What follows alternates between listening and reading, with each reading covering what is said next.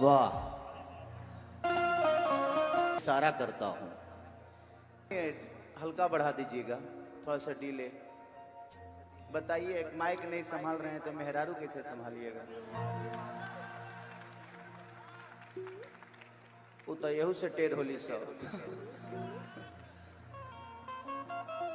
देखिए, हम हिंदी कमे गाते हैं, हमार पहचान भोजपुरी से है।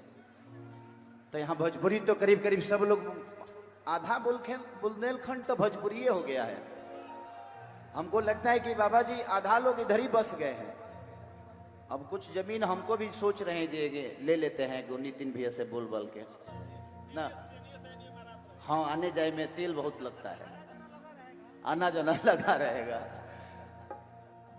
कि पनवा से पातर फूलवा से नाजू,